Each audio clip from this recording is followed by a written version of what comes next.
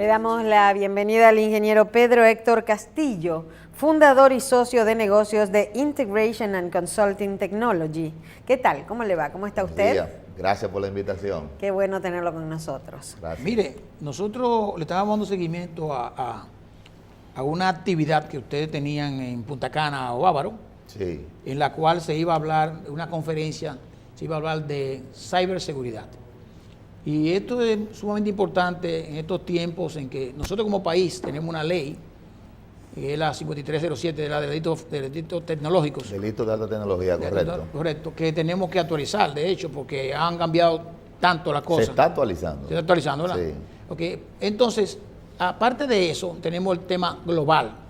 Y de hecho, hoy vemos en la publicación de los medios en que la reunión que estuvieron en el G20, por separado, el presidente de Estados Unidos, Donald Trump, con el presidente de Rusia, Putin, dice que están hablando los dos sobre fortalecer asuntos sobre ciberseguridad. Bueno, uno está acusado de que intervino en las elecciones de Estados Unidos, Correcto. Otro de que está acusado de que la intervención fue a su favor, y están hablando los dos del mismo tema.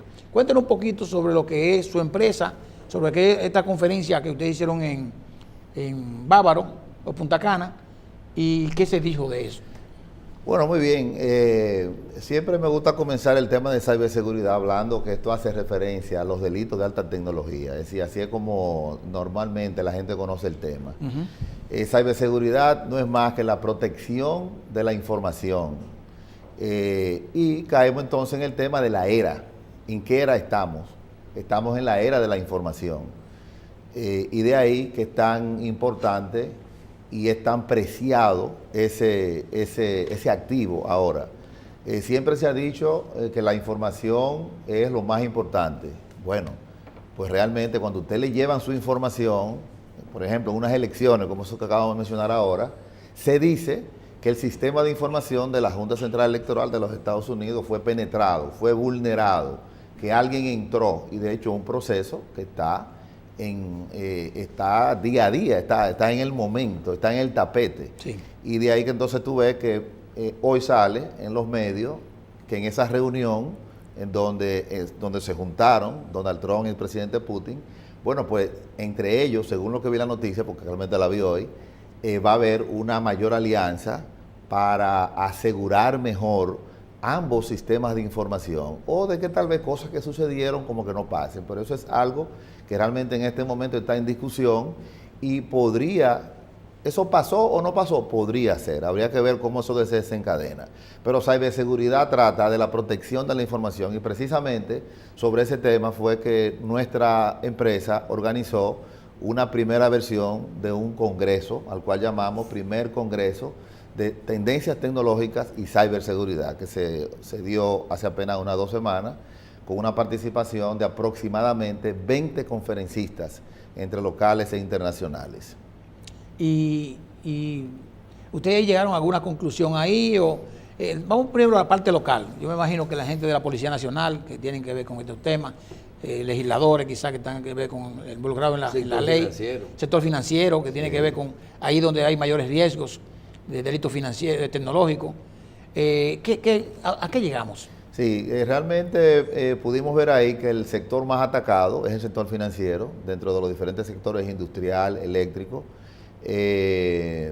Hubo varias conclusiones y cada conferencista al final daba sus recomendaciones. De hecho, todas se están recogiendo o se están agrupando y van a estar publicándose en un medio local.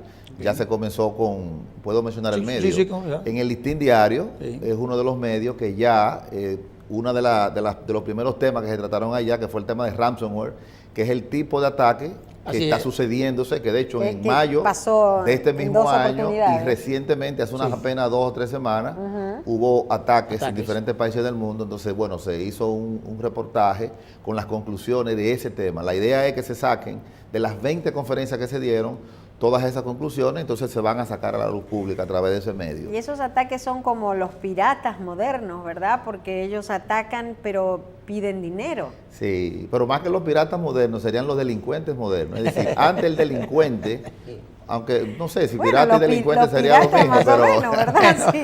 Pero Francis bueno, Drake, el delincuente de ahora ya no es el delincuente que va a entrar a tu casa a romperte la puerta a violentar tu alarma, a entrar de manera física y agresiva. No, el delincuente de ahora es el que va a hacer un análisis tuyo, un análisis de tu red social. Y va a vaciar las cuentas de los bancos. Va a entrar a tus accesos, va a ver dónde tú eres vulnerable, si en tus redes, si en tus claves.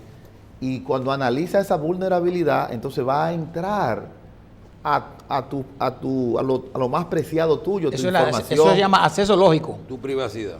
Va a entrar a tu privacidad, entonces va a sacar tu información y eso lo va a vender en un mercado negro. Es decir, el delincuente de hoy día es un delincuente moderno, un delincuente que sabe de tecnología, de alto nivel. Un delincuente que está mucho más preparado que los mismos ingenieros que están estudiando el tema de cómo protegerse. Sí. ¿Perdón? Que no es percepción. No es percepción. Ello es hay, real. como dicen por ahí. Es real, ¿verdad? es real. Sí. Todas las personas que se dedican a delinquir, como siempre ha pasado, siempre llevan un paso adelante. Entonces ahí es que entra la academia y entran las autoridades. Las autoridades que se dedican a caerle atrás a esos delincuentes, bueno, pues entonces tienen que estar detrás de ellos, porque esos delincuentes están muy motivados. La motivación que tiene el delincuente de buscar tu información para luego venderla es muy alta. Entonces, igual, la academia entra en la parte de formación, porque ya serían como los dos elementos vitales para enfrentar esa problemática. En la parte que usted dice que cuando ustedes en el diagnóstico hicieron en la conferencia, el sector más atacado, dijo el sector financiero. Sí. ¿Qué tipo de afectación ustedes detectaron ahí en a la banca, por ejemplo, en sentido general, así, no individual, sino en sentido general? Existe una estadística, no sé si en uno de los cuadros que enviamos, pero de igual manera podemos luego enviársela, unas estadísticas al año pasado, al 2016, que emite periódicamente el DICAT, que es el Departamento de Delitos de Alta Tecnología, de la Policía Nacional, que es la que recibe todos los casos de delitos electrónicos. Al 2016, una de las principales delitos que ya se han sometido muchísimas personas a la justicia, inclusive están guardando prisión, es el delito del anti-skimming, que eso se da en los ambientes de los cajeros automáticos, en donde un delincuente va a un cajero automático de una manera medio oculta, pone encima del teclado un teclado falso, sí, una unidad falsa donde tú entras la tarjeta de crédito igualita a la del cajero, pone una lámpara encima de la lamparita, pone otra, esa lámpara tiene una cámara que transmite vía Wi-Fi, pero todo eso es igual a los componentes que el cajero tiene.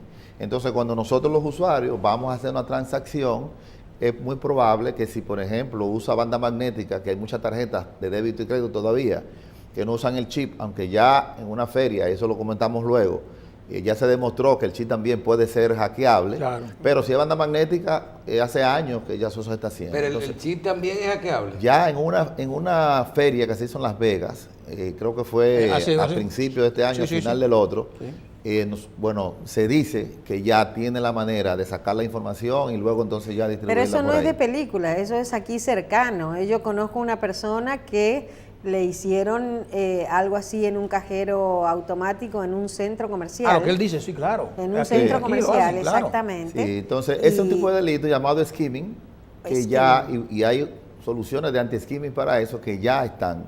O sea, ese es uno de los temas que se presentaron como situaciones que se pueden dar y que si entonces las organizaciones, los organismos, que son los que tienen estos dispositivos para hacer las transacciones, no tienen la protección debida, pues entonces se convierte en un problema. Pero ahí se supone que los cajeros tienen cámara.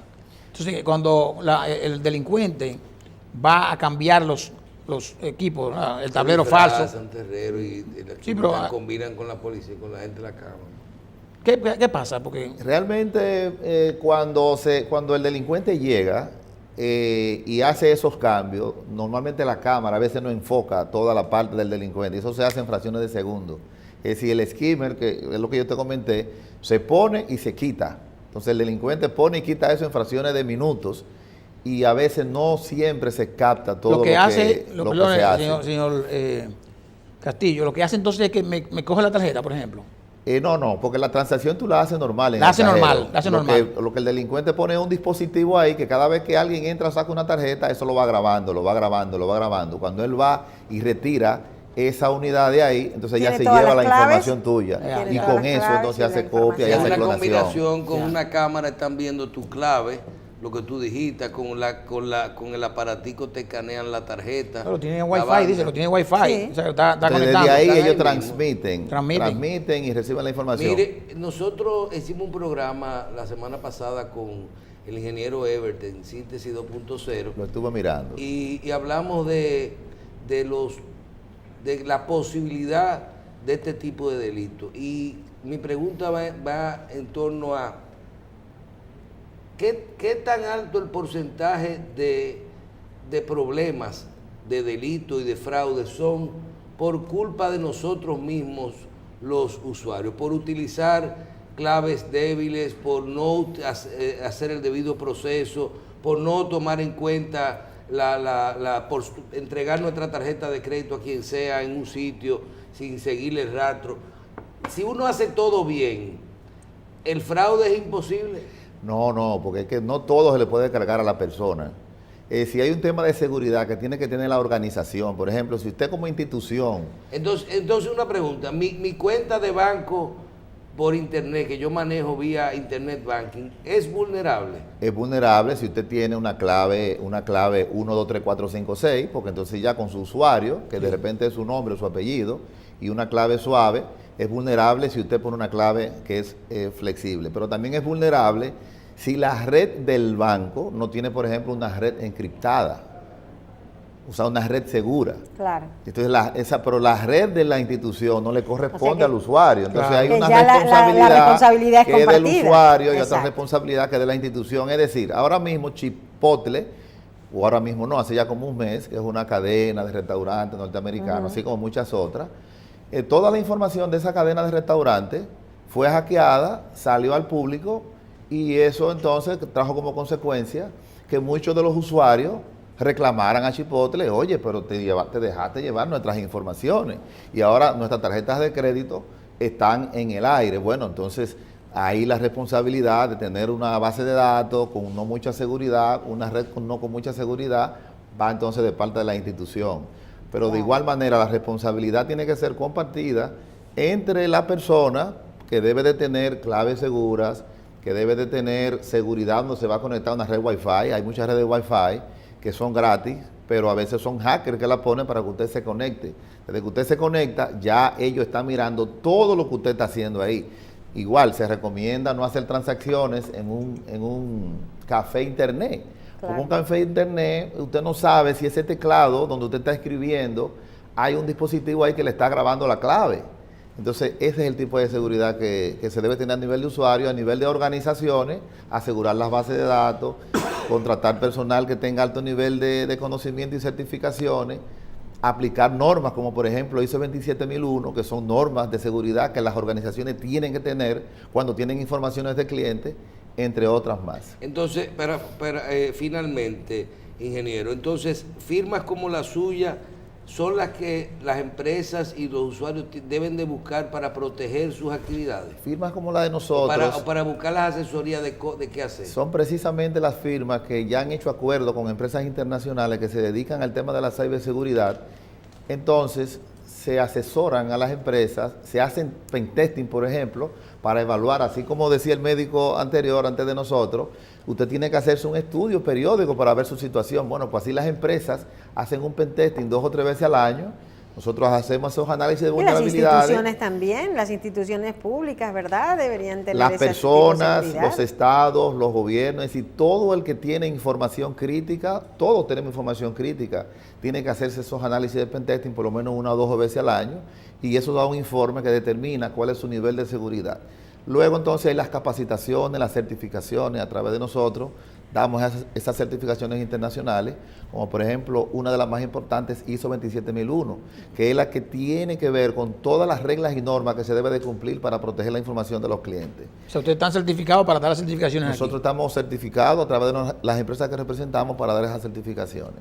Y finalmente el tema ya de los laboratorios forenses, que no son más que los laboratorios que se necesitan. Una vez se comete un delito, se necesita un personal que sepa cómo hacer un análisis informático forense en los diferentes ambientes, Claro. en ambientes Linux, ambientes Windows, ambientes Macintosh. Es decir, hay muchas infraestructuras, ambientes Android.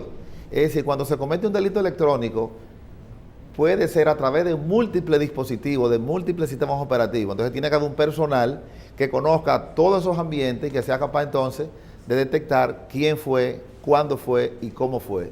Eso es lo que se llama la evidencia digital y bajo eso es que se somete una persona a la justicia. Pues mándenle una notificación a la Procuraduría ¿Cómo no? y diciéndole que ustedes están disponibles para ayudarles. De hecho, déjame ellos- comentarte que la Procuraduría General de la República, a través de su departamento PEDATEC, que es el departamento de la Procuraduría de Delitos de Alta Tecnología que maneja John Henry Reynoso, estamos en combinación a nivel de entrenamiento, capacitaciones, conferencias, igual el DICAT que dirige el coronel Licurgo Yunes. Claro, claro. Es decir, siempre que estamos en conferencias, ellos están atentos y hay cierta combinación porque nosotros pretendemos dar los servicios, dar las capacitaciones y luego entonces ya ellos desde el punto de vista legal y de justicia, con su ley 5307 y todo eso, pues también estamos como trabajando en la misma línea.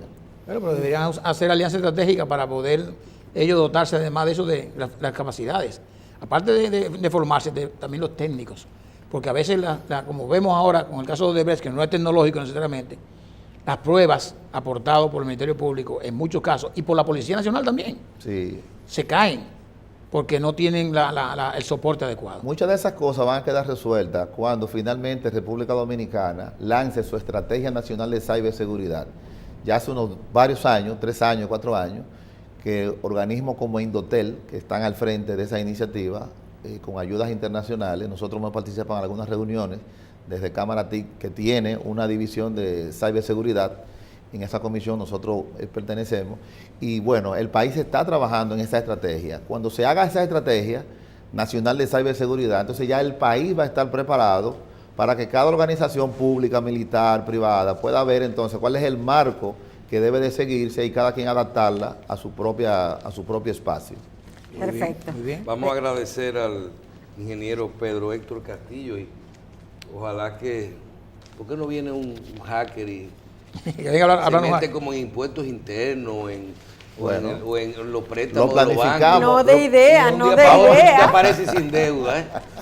Vamos a planificarlo en combinación con el DICAT y con la Procuraduría. Ellos para que siempre entonces le cogen todos el estén dinero a aquí. uno de la cuenta, Hay que pero pedir nunca le permiso borran la para deuda. eso. No, lo que podemos hacer es buscar un hacker también para entrevistarlo.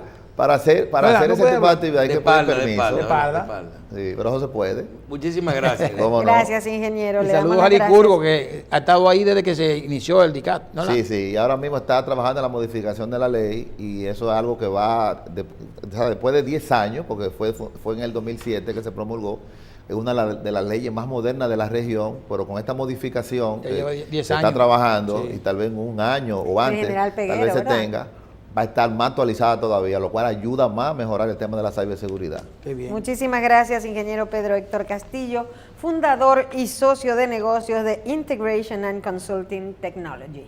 Muchísimas gracias. Gracias a ustedes por A invitarnos. ustedes. Hacemos una pausa y venimos inmediatamente, no se vayan.